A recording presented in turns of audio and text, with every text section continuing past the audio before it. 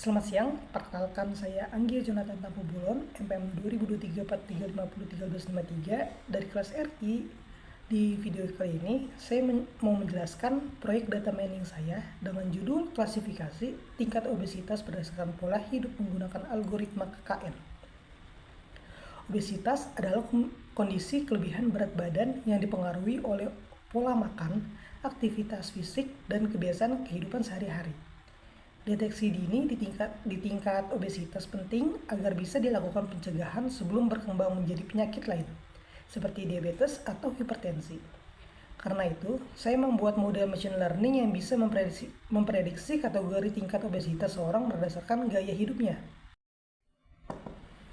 Tujuan dari program ini membangun model klasifikasi menggunakan algoritma KKN yang bisa mengelompokkan seseorang ke dalam salah satu dari beberapa kategori obesitas, seperti underweight, normal, overweight, hingga obesity tingkat 1, 2, serta 3.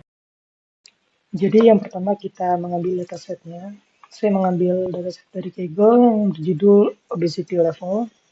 Dan di sini sudah tersedia CSV-nya, tinggal di-download saja. Lalu kita kembali ke program Python-nya, dimasukkan CSV-nya ke dalam file tadi. Di program Python-nya, kita mau memanggil libraries dari Python. Yang pertama ada pandas, yang bertujuan untuk mengelola data. Lalu NumPy untuk perhitungan numerik. Lalu Matplotlib dan juga Seaborn untuk visualisasi data dan lain-lainnya. Setelah itu, dataset diunggah secara manual ke Google Colab menggunakan fungsi file uploads. Dataset yang digunakan berasal dari Kaggle ini yang udah di-download tadi, obesity dataset ini.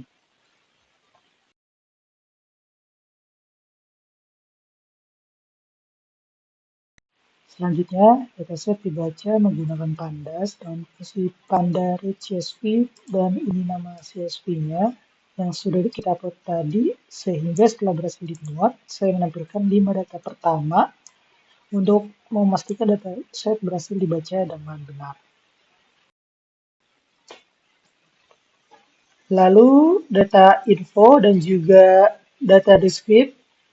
Pada tahap ini saya melihat struktur database, jumlah kolom, tipe data pada setiap atribut, serta statistik deskriptif seperti rata-rata, nilai minimum, maksimum, dan standar deviasi. Tujuannya agar mengetahui karakteristik data sebelum diproses.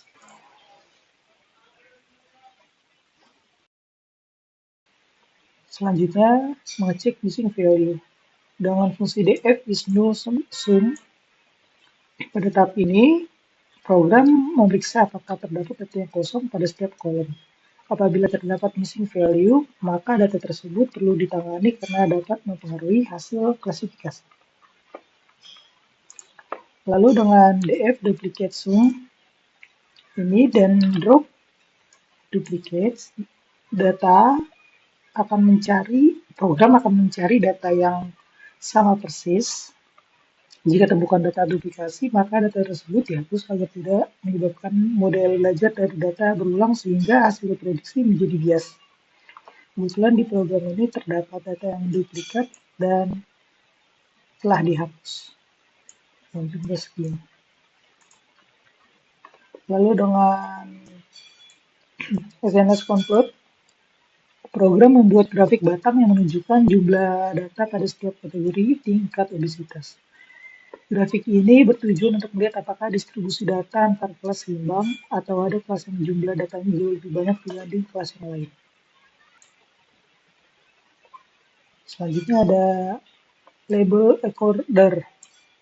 Dataset masih memiliki beberapa atribut berbentuk teks. Misal saja jenis kelamin, kebiasaan makan, dan lain-lain. Karena algoritma KKN hanya menghitung data dalam bentuk angka, maka seluruh data kategorial diubah menjadi nilai numerik menggunakan label recorder. Misalnya saja di gender ini ada female dan male, female-nya 0, male jadi 1. Nilai tersebut hanya sebagai representasi agar dapat dihitung oleh komputer. Lalu dengan X sama dengan D drop, Y sama dengan DF, program memisahkan dataset menjadi dua bagian. Variabel X berisi seluruh atribut yang akan digunakan sebagai masukan model seperti umur, berat badan, tinggi badan, aktivitas fisik, dan pola makan. Sedangkan variabel Y berisi target yang ingin diprediksi, yaitu kategori tingkat obesitas. Setelah data dipisahkan,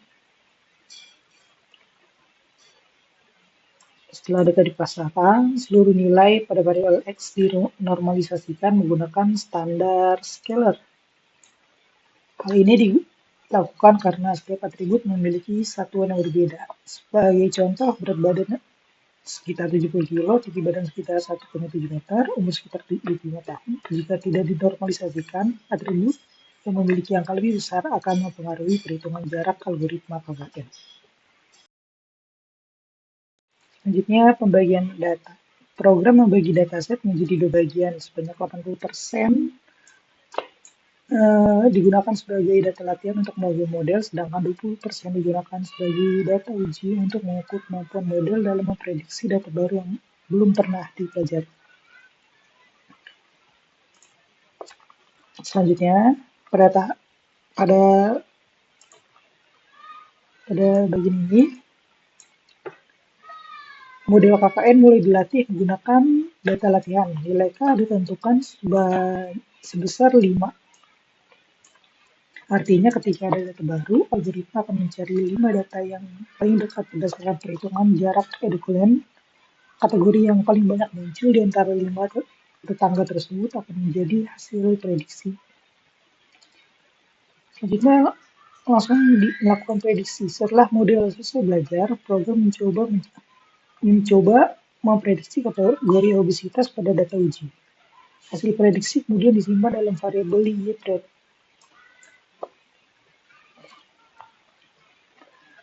Lalu menghitung akurasi. Program membandingkan hasil prediksi dengan data yang sebenarnya. Dari perbandingan tersebut dihitung nilai akurasi. Semakin tinggi nilai akurasi berarti semakin baik kemampuan model melakukan klasifikasi. Lalu classification report. Selain akurasi, program juga menampilkan classification report. Laporan ini berisi precision, recall, F1 score. Precision itu ketetapan prediksi, recall itu kemampuan menemukan seluruh data yang benar, F1 score yaitu gabungan precision dan recall, dan support yaitu jumlah data pada setiap kategori. Dengan laporan ini kita dapat mengetahui performa model masing-masing kelas obesitas. Selanjutnya, curve vision matrix. Program ini membuat curve vision matrix dalam bentuk heat map. Garis menunjukkan data yang sebenarnya, sedangkan kolom menunjukkan hasil prediksi model. Jika banyak nilai berada pada diagonal utama, berarti model berhasil melakukan klasifikasi dengan baik. Lalu dilanjutkan mencari nilai K terbaik. Program tidak hanya menggunakan satu nilai K. Program coba beberapa nilai K, kemudian setiap model dihitung dengan nilai akurasinya. Tujuannya adalah mengetahui nilai K yang memberikan performa terbaik. Dan di dalam program ini nilai K dengan performa terbaik adalah K3 dengan 81%. Lalu grafik perbanding K. Program membuat grafik hubungan antar nilai K dengan tingkat akurasinya. Grafik ini memudahkan dalam melihat apakah akurasi meningkat atau menurun ketika nilai K diubah. Dan yang terakhir, menampilkan nilai K yang terbaik. Terakhir, program menampilkan nilai K yang menghasilkan akurasi yang paling tinggi. Nilai-nilai yang dianggap paling optimal untuk digunakan pada datasheet klasifikasi tingkat obesitas. Sekian, terima kasih.